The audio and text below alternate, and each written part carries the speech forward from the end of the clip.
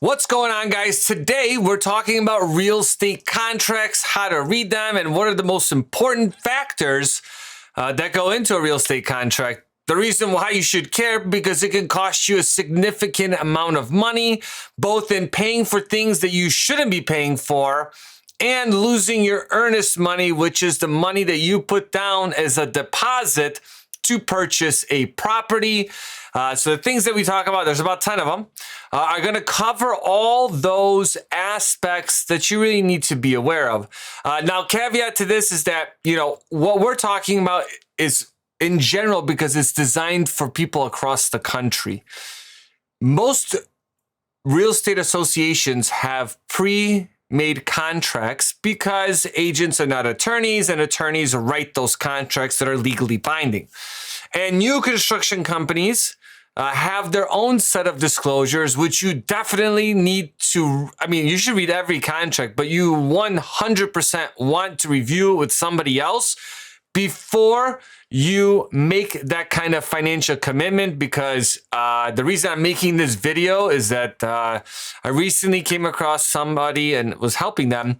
They were charged an additional $46,000 in fees because of how the contract was written, which is mind-blowing. So I don't want that to happen to veterans that are out there. As a service member myself, we want to empower you with education. So if you guys don't mind, hit the like and subscribe button to get more videos like this and share them with the veteran community. So the first thing we're going to talk about is the parties involved in the transaction. This is who's legally responsible for fulfilling the terms of the contract. You think to yourself, like, why would someone sign a contract and they're not responsible for it? Well, it happened to me, so it can happen to anybody, and I do this day in, day out. And we didn't know, I didn't know that from the beginning, right? You really have to be careful with estate sales, especially, and who's actually has the signing authority for the contract. The other piece to that is veterans that are purchasing a property. The only people that could be on the title is going to be a veteran and a spouse. You can't have a veteran and a kid, a veteran and a parent. Like if it's your parents, but you can definitely have a veteran and a spouse be on the title of a property. What happens later after you close is what you can do is what's called a quick claim deed. A quick claim deed is where you can update the vesting of a title. So if I let's say I'm buying, like I have a fiance, so I would take title as a single man. That's it. Taking title. That's what it's going to say, single man. And then when you get married, right, then you can update the vesting on the title to, husband and wife, tenants by the entirety. That's how the title is going to update. What that basically means is that if something would happen to you, title passes on to the next person, right? But too many times we see more people than the people that we pre-approved for the mortgage and the contract. They're not legally binding, so all you're creating is more work for yourself. Keep the people that are only on there. Sellers, again, have to have the legal capacity. And if they're representing a company or a builder, or they're representing the sellers, like in an estate situation, they just need to provide the legal signing authority to the lender or to your attorney if you're using one. Next thing is going to be the property description. Now, this is it's important to understand, having a street address is one form of a property description. But back in the day, they didn't have property addresses. Nobody had GPS. They had, if you ever read one, it's kind of interesting. They're very long. It's like 10 feet from the south, they'll use like monuments, different identifiers to like place a property on a map. It's long. And they also attribute tax pins to those properties. It's important to note that because one, that's how you could look up the taxes on like a county assessor's office or county tax assessor's office, which that's something you should definitely check, because you're going to see what the how much taxes have been going up year over year or going down, all things you want to know, because sometimes information that's in the MLS system, or if you look online, is going to be outdated and inaccurate, and you want the most important information for that. Let's get back to this. It's also important because if you're buying multiple parcels of land, you want all of those parcels of land to be on there. It's also important if you're buying a condo, because let's say there is a separate pin for a parking space, which we see all the time. which, by the way, you might have separate taxes for. So keep that in mind. You might pay even more and might not even know it. Reason I bring that up is we've had people go to closing and they've closed their property and they're like, well, I don't have a parking space. But the listing said there was a parking space included, but it wasn't written into the contract. These are things that you need to understand when you're looking at that, because your lender's not going to look at the listing and be like, oh, okay, did they have all that? That's the responsibility of you, right? You got to take responsibility for that. You're a real estate agent, and if using an attorney, they're going to help coordinate all of that.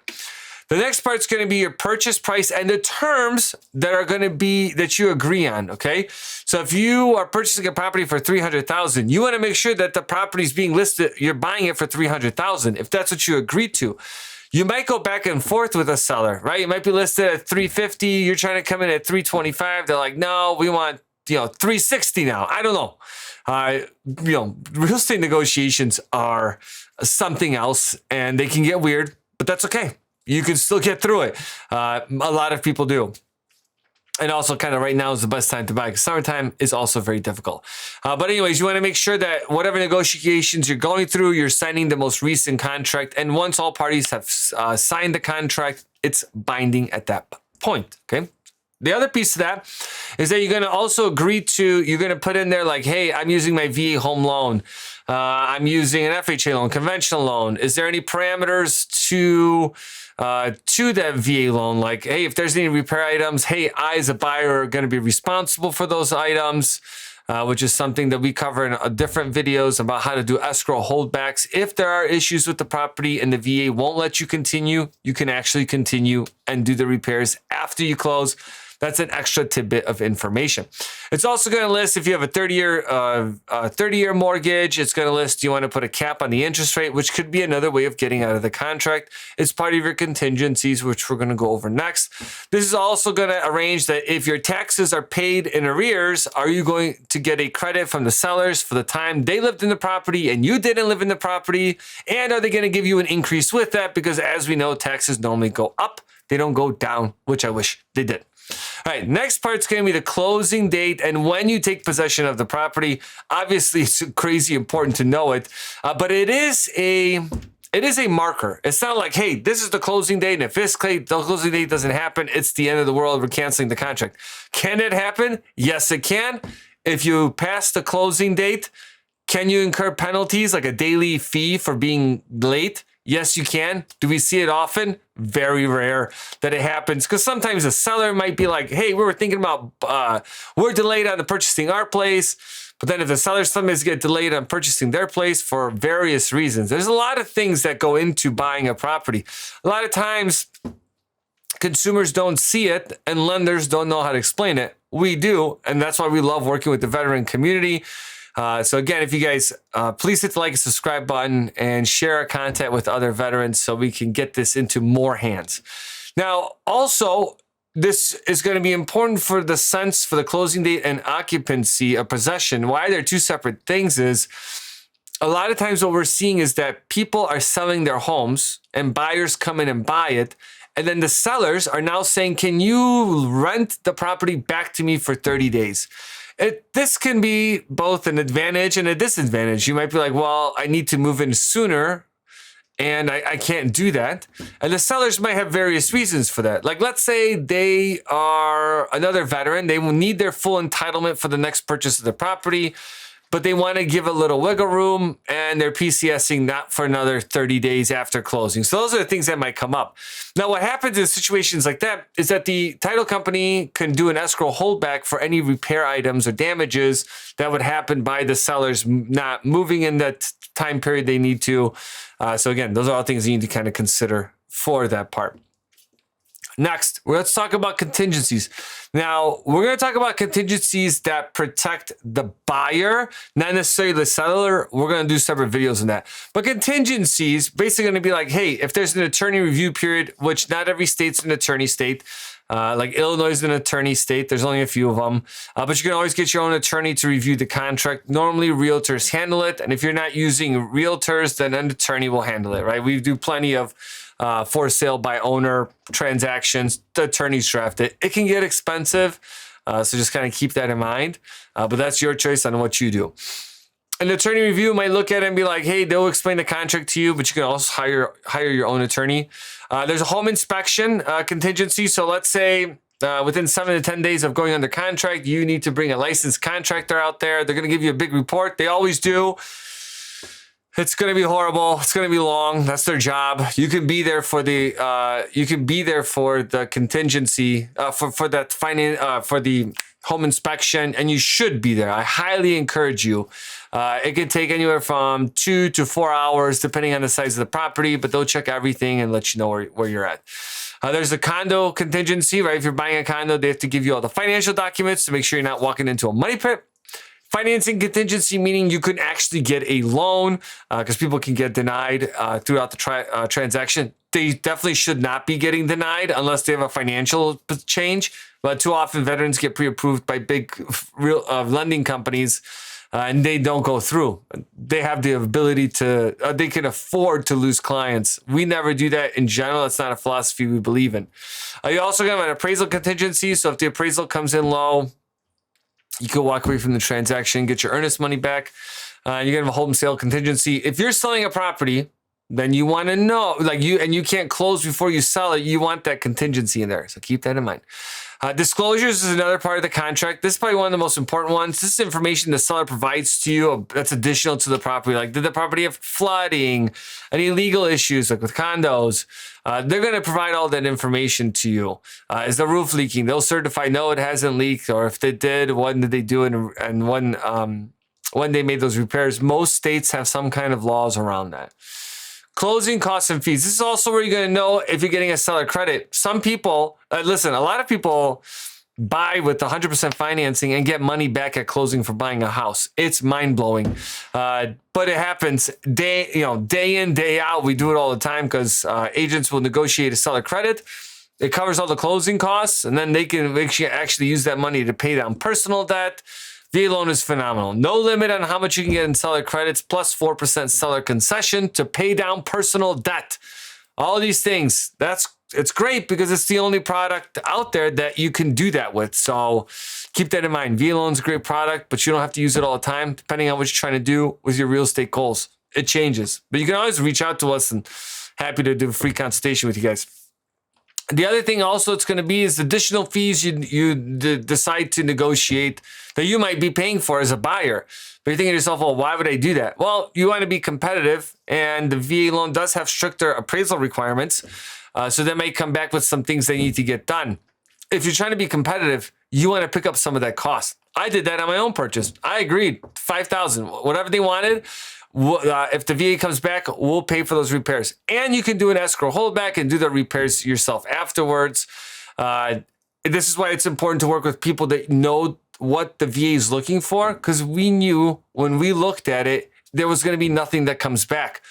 You want to be aggressive with what you are trying to offer, not crazy. You want to be aggressive so you can win in a competitive market. Right now, it's not competitive. It's slow. For the most part.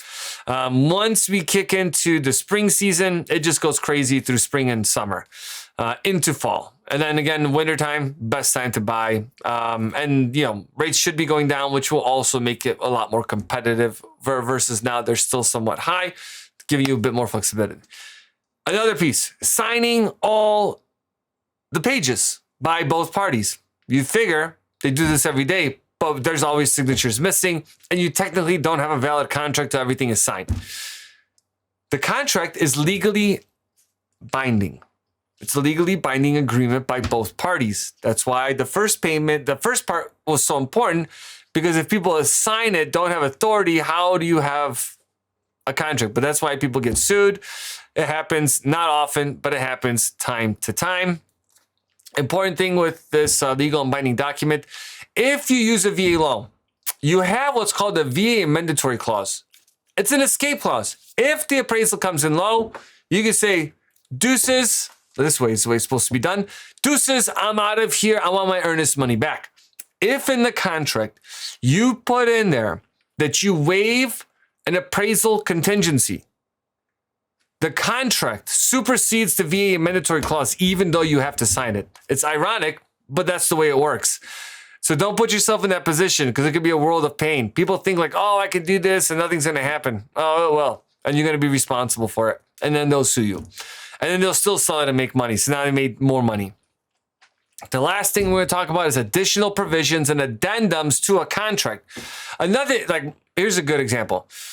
There's a shed, there's tools, and a lawnmower. The sellers have agreed to give you that.